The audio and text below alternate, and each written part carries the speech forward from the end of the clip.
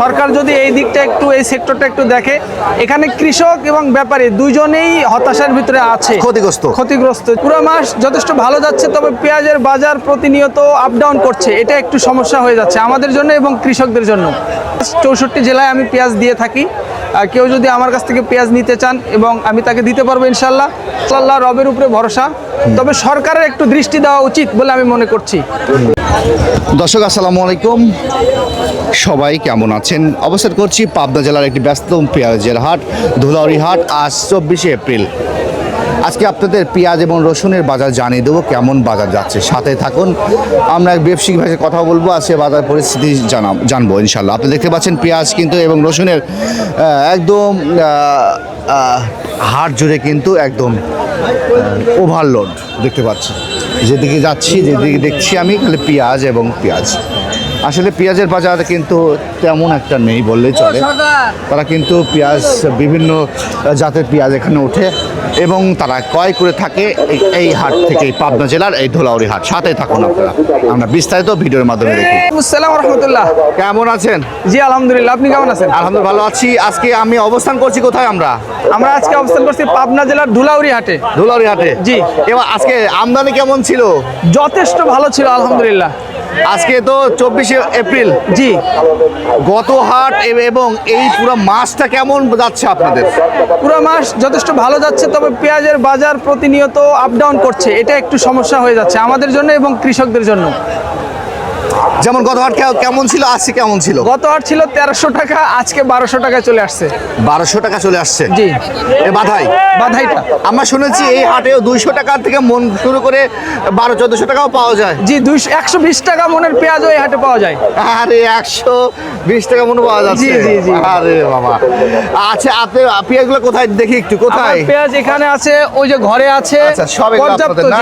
আচ্ছা, যাবে কোথায় এটা আপনাদের? এগুলো ঢাকায় চলে যাবে। ঢাকা কোথায় যাচ্ছে? ঢাকা আশুলিয়া চলে যাবে। আশুলিয়া এবং গাজীপুর। আচ্ছা আচ্ছা। ব্যক্তিগতভাবে কি কোনো বাধাই করেন আপনারা? জি, ব্যক্তিগতভাবে বাধাই করি। এটা হচ্ছে তাহেরপুরি, যেটা ওইটা। এবার কি সুসংবাদ আসতে পারে? আশা করতেছি যে সুসংবাদ আসবে ইনশাল্লাহ। তাওয়াক্কালতু আলাল্লাহ, রবের উপরে ভরসা, তবে সরকারের একটু দৃষ্টি দেওয়া উচিত বলে আমি মনে করছি। সরকার যদি এই দিকটা একটু, এই সেক্টরটা একটু দেখে, এখানে কৃষক এবং ব্যাপারী দুইজনেই হতাশার ভিতরে আছে, ক্ষতিগ্রস্ত। জি, শুধু কৃষকরা ক্ষতিগ্রস্ত এমন না, বাজার ভালো থাকলে আমরা ব্যাপারী যারা, আমরাও একটু ভালো থাকতে পারি। প্রতিনিয়ত আপ ডাউন করলে আমরাও মানসিক টেনশনে থাকি আর কি। জি, আসলে আমরা তো জানি বৈদেশিক পেঁয়াজ একদম নেই বললেই চলে, আমদানি রপ্তানি। বৈদেশিক পেঁয়াজ আসতেছে না, তবে এবার আমাদের দেশে যথেষ্ট পরিমাণ পেঁয়াজ হয়েছে আলহামদুলিল্লাহ।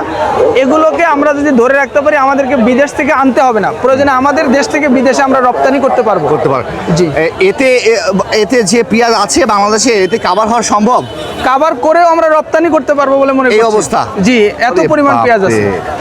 আচ্ছা আচ্ছা, সামনে তো হালকাতার টাইম, জি জি, কৃষকদের এক ব্যস্ত সময় পার করবে।